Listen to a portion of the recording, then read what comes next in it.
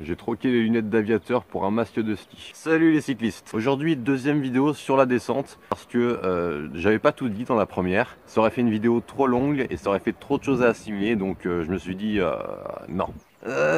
Bon ok, j'ai oublié de mentionner des choses dans la première vidéo. Alors aujourd'hui je vais me rattraper. Deuxième épisode, on va parler du rétrogradage et de la projection du regard. Et on voit ça tout de suite après l'intro.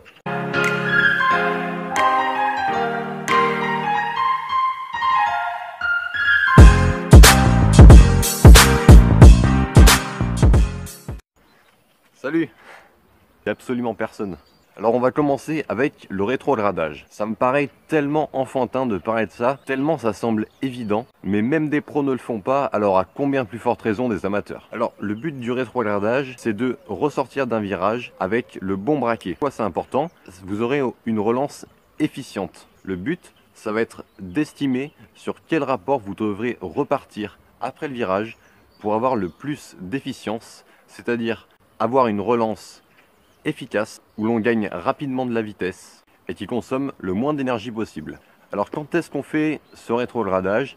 Eh bien idéalement il faut le faire avant de freiner. Vous pouvez aussi le faire après avoir passé le point de corde au moment où vous commencez à redresser le vélo pour accélérer. Mais bon, idéalement, il faut le faire avant le virage. Après, des fois, c'est pas toujours possible.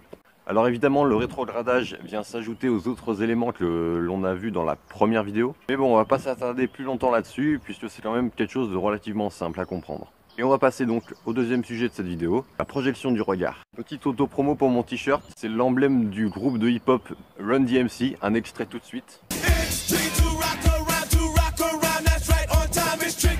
Après ce petit intermède musical, cette publicité même, on va parler donc de la projection du regard qui est quelque chose de très important. Pourquoi c'est important? Parce que c'est ce qui va déterminer si vous allez potentiellement chuter ou non.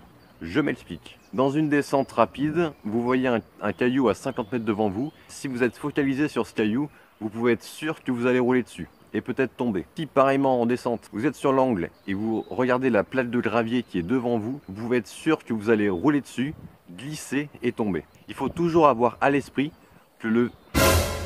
Ah, c'est ma montre, elle me dit de bouger. Insolente cette montre. Garmin, franchement, c'est insolent. Il faut toujours avoir à l'esprit que le vélo va là où l'on regarde. On ressent plus ou moins cet effet en fonction des vélos, mais globalement, c'est ce qu'il faut retenir.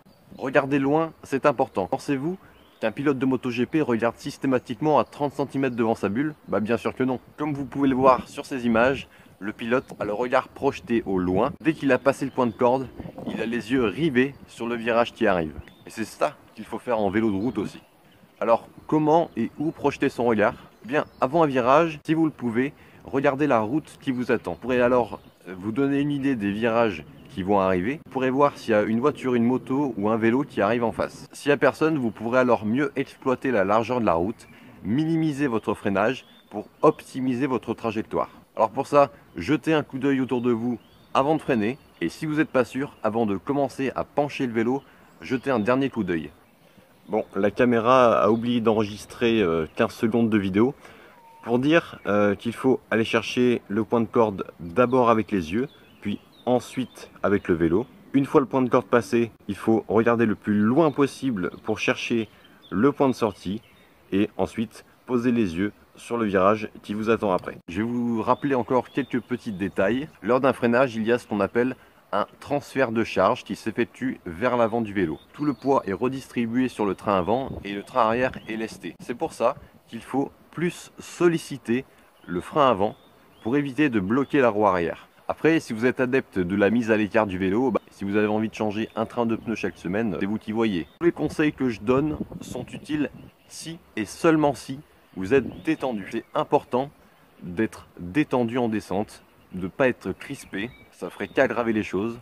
Mais si vous n'avez pas confiance en votre vélo, ayez au moins confiance en vous. Un petit mot sur les trajectoires d'urgence, parce que j'en ai pas parlé dans la première vidéo. Utilisez-la lorsque la surface vous semble glissante ou instable dans un virage. Si c'est mouillé, s'il y a une plaque de gravier, cherchez pas à avoir une trajectoire idéale. Privilégiez dans ces cas-là la trajectoire d'urgence. Alors évidemment, c'est pas une jolie trajectoire, c'est pas des trajectoires très conventionnelles, même anticonstitutionnelles je dirais, mais bon, c'est nécessaire. pour éviter la chute. Bon voilà les gens, je pense qu'on a fait le tour de ce qu'il y avait à dire sur la descente. Je pense qu'avec ça, vous avez déjà des bonnes bases pour vous entraîner. Comme d'habitude, si cette vidéo vous a plu, n'hésitez pas à mettre un pouce bleu, à vous abonner à la chaîne et à suivre aussi Combike sur Instagram. Ça s'affiche ici et cette fois ça s'affiche réellement parce que dans la première vidéo j'avais oublié de le mettre. Quant à moi, je vous dis à très vite pour une prochaine vidéo. Ciao tout le monde et bon ride à tous.